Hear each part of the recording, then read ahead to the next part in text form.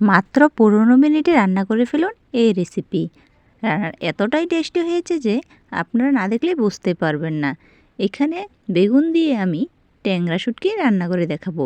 এখানে বেগুন নিয়ে নিয়েছি 5টে আর আলু নিয়ে নিয়েছি 4টি। তো প্রথমে বেগুনগুলোকে দুভাগ করে একদম চিকন চিকন করে কেটে নেব। আজকের রান্নার বেগুনটা আমি ঠিক এইভাবেই কেটে নেব। তো সবগুলি বেগুন কিন্তু আমি এইভাবেই কেটে নেব। তো দেখুন বন্ধুরা, আমি সবগুলি বেগুন কিন্তু কেটে নিয়েছি। তো এখন আমি বেগুনগুলোকে ভালো করে ধুয়ে নেব আর আলুগুলো ঠিক একইভাবে আমি কেটে নেব।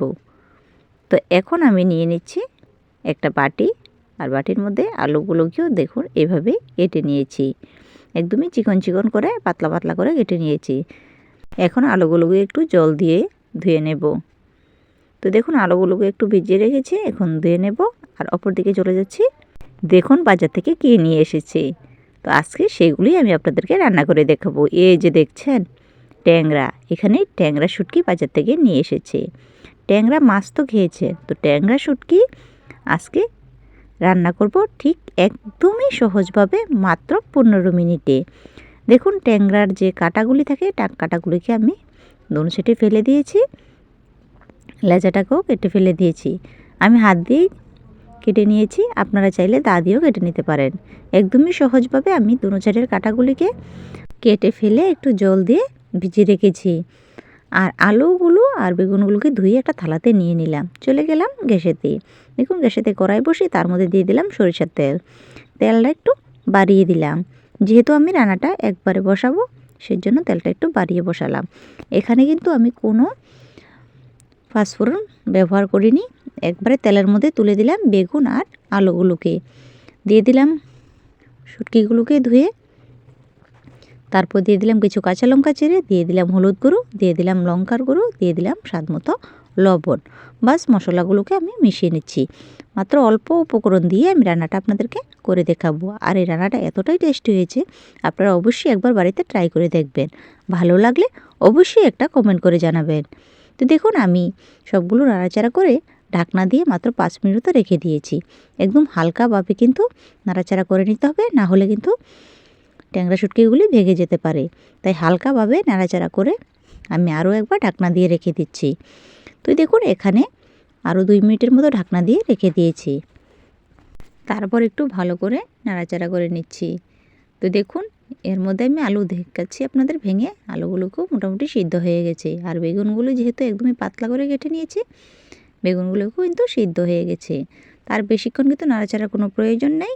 এই অবস্থাতে কিন্তু এর মধ্যে জল এড করে দেব। তো দেখুন এখানে আমি জল দিয়ে দিচ্ছি। বাস এইটুকু জল দিলাম, এখানে মিনিমাম 1 গ্লাসের মতো জল দিয়েছি। দেখুন হালকাভাবে কিন্তু নাড়াচাড়া করে নিতে হবে, যাতে শুটকি আর বেগুনগুলি ভেঙে না যায়।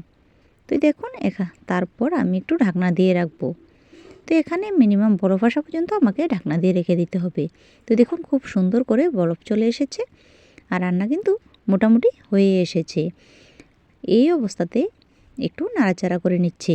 এখন কিন্তু সবগুলি ভালোভাবে সিদ্ধ হয়ে গেছে। আলুগুলো একটু ভেঙে দেখাচ্ছি আবারও, দেখুন একদমই নরম হয়ে গেছে, মানে রান্নাটা হয়ে গেছে। এখন এর মধ্যে আমাকে অ্যাড করে দিতে হবে ধনেপাতা। এখানে ধনেপাতাটা কিন্তু একটু বেশি করে ব্যবহার করবেন, তাহলে খেতে আরও দারুণ লাগবে। তো দেখতে পাচ্ছেন এখানে আমি অনেকগুলি ধনেপাতা ব্যবহার করেছি। এখন হালকাভাবে একটু নাড়াচাড়া করে নিচ্ছি। আর এই রেসিপি যদি আপনাদের ভালো লেগে থাকে তাহলে অবশ্যই একটা লাইক করে দেবেন। আর কেমন হয়েছে অবশ্যই একটা কমেন্ট করে জানাবেন। ভালো লাগলে সকল বন্ধুদের কাছে শেয়ার করে দেবেন। আর যারা যারা আমার চ্যানেলটাকে এখনও সাবস্ক্রাইব করেননি তারা প্লিজ সাবস্ক্রাইব করে দেবেন। আর পাশে থাকা বেল আইকনটি অবশ্যই ক্লিক করে রাখবেন, তাহলে যখনই কোনো নতুন ভিডিও আপলোড করব সঙ্গে সঙ্গে কিন্তু নোটিফিকেশান আপনাদের কাছে পৌঁছে যাবে। আর হ্যাঁ, যারা এই ভিডিওটা ফেসবুক থেকে দেখছেন তারা অবশ্যই পেজটাকে ফলো করে রাখবেন।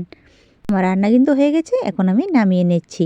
এই শীতের মধ্যে গরম গরম ভাতের সাথে এইভাবে রান্না করে যদি আপনারা খান, আশা করি সকলে এক থালা ভাত নিমিষে শেষ হয়ে যাবে।